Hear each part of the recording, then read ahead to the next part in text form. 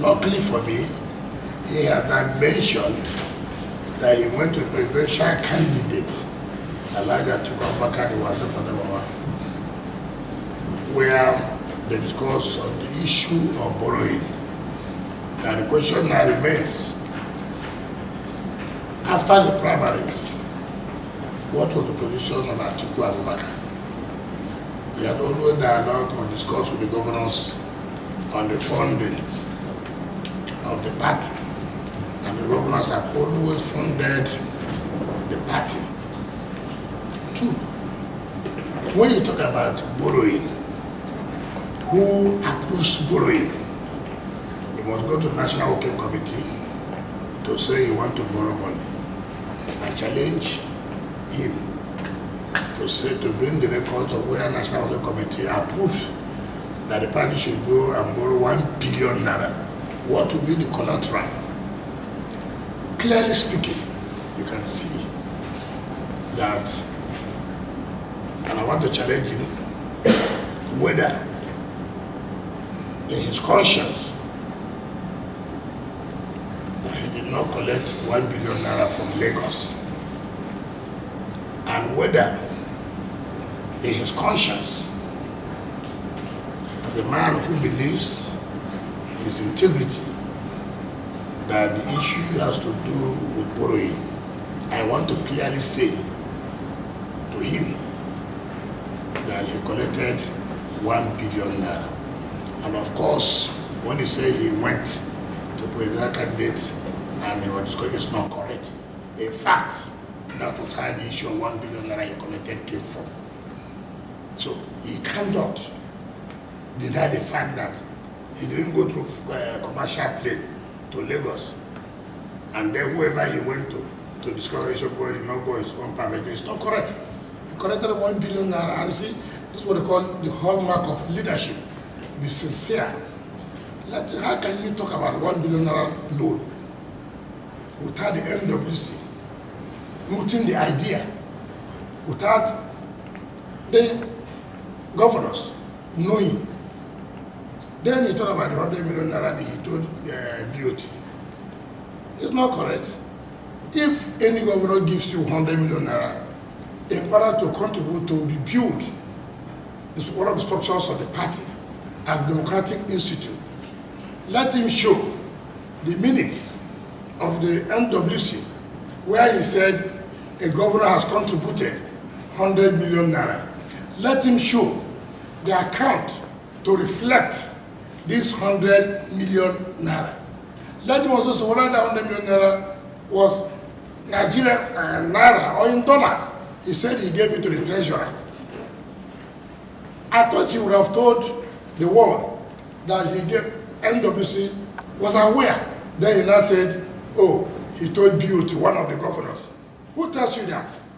In fact, the normal thing is that when once any governor or any party person donates money to the party, you will go and tell the NWC, so person has donated money. Let him show all the account where this money was paid into. Two, I did also say that he did not tell NWC, and he collected 100 million naira back from NWC for the same Democratic Institute. That was the allegation I made. And I thought he would have responded by saying, yes, I received 100 million naira, but I never went back to NWC to collect the same 100 million naira. Two, I told NWC that the governor brought 100 million, it will be recorded in the minutes of NWC. So coming out to do a general denial, it's not a denial. You must deny specifically these allegations that were made. And he talked about, oh, this asking, the contracts are going on in this Democratic Institute and that of Wadata. Who is doing that contract? Is it not one of his sons? So it is, you see, that's the problem we have. As a party, we believe that Nigerians must trust us. We must show leadership. And part of leadership is integrity. You don't just come and deceive Nigerians that, oh, it's not correct. I didn't collect 1 billion. I went to presidential candidate. As at the time you went to the president, was he a presidential candidate? Was he a presidential candidate? This 1 billion naira, which for long he didn't want to deny. So they only told you how you are going to respond to it. Unfortunately, they will not respond to it. They will not respond.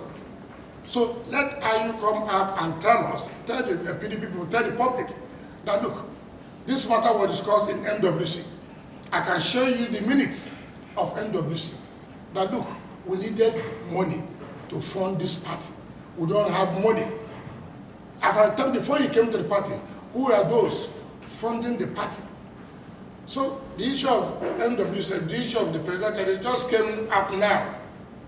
This thing happened before the presidential convention, after he was elected as chairman of the party. You see, this again tells you the problem we have in Nigeria about people who are given leadership role. In leadership, you must always be firm and assertive. You may be right, you may be wrong. Now, from what you have read as part of the resolution of the Board of Trustees, you can see people who are managing. It is like people who are hoodwinked. How can a man say, look, keep to your commitments? What are we talking about? The man made a commitment that if the presidential candidate emerges from my zone, I will resign. That is a commitment. And you are saying that people should keep to their commitment. Why not now tell the man, look, having made this commitment, keep to it. Then on the other leg, you come out to say, look, he should make a commitment that he will resign after the election. The first commitment he has made, he has not kept. And you are telling us to now say, I agree that, okay, this second commitment, he will abide to it. So it's leadership. I understand the problems. We have played our own role by saying we must continue to speak the truth. Because the party we believe we want to say to Nigerians is a party that must tell Nigerians simple truth. It's a party that Nigerians must believe in them. Because people talk about, oh, the present party in government has failed Nigerians. But why do we say so? We say so because one of the reasons is that you tell us one thing, you do a different thing. And then we are not coming to tell Nigerians, look, believe us. Anything we tell you, we will do it. And we believe that this is the point to show Nigerians that, look, you must know, we are already not in power, but we are implementing anything we have said. And that is the hallmark of everything. So for me, BOT, I mean, it's ridiculous. It's ridiculous for our own, at that level, of people who have attained positions of authority in Nigeria. We say this, keep to your commitments. Anything you say, make sure you fulfill it. Then on another breath, you say, look, give us commitment that after the election in 2023, you resign. One now asks you, what is this so important thing that a man who has made a commitment cannot keep to it now? And you urge us as party members to say after the election, he will not keep to the commitment. That's even the worst of it. That's even, of course, I'm not surprised when you see people like Okosile, they will. You remember in 2011 that the PDP convention was to be scuttled. Who was the national chairman of the party that was used to scuttle the convention of the good luck Jonathan? So who appointed the Board of Trustees for this committee? National chairman. National chairman who was accused for something was also sitting down there while they were deliberating issue. So what do you expect? So you can imagine that we are not serious in anything that we are doing. I'll tell you lies. When that video was sent to me, I played it and played it and played it. I was really touched. And I said to myself, can this be correct? Can this be true? We are talking about the unity of Nigeria. I don't believe my candidate, which of course my candidate for the People's Democratic Party, could make such statement. But assuming he did make that statement, and this is one of the things we have been saying, is that this country needs to be united. And part of the way you unite this country is to include everybody. And that has now confirmed to me one of the reasons why nobody was, as those of them in their camp do not want IU to resign because they don't want inclusivity. I don't know how those who are packaging the presidential candidate would allow him to make such a statement. I was just reading where somebody was trying to explain that it was a direct question that he was asked. Be it as it may, I don't think that was necessary at this time, as people who are going in for election, people who want Nigeria to trust them, that would allow such a statement to be made. If it was made, as they said it, I think as a party, we need to apologize to Nigeria. Assuming it was made, but people are denying that it was not made, but you watched the video and you saw that he spoke. But some people can say, oh, you know, with the recent technology, anything can be done, but that requires further explanation by our own party.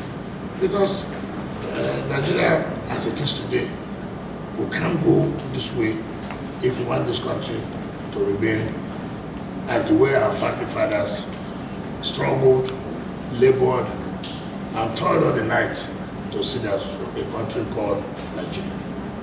Thank you, Excellency. Thank you.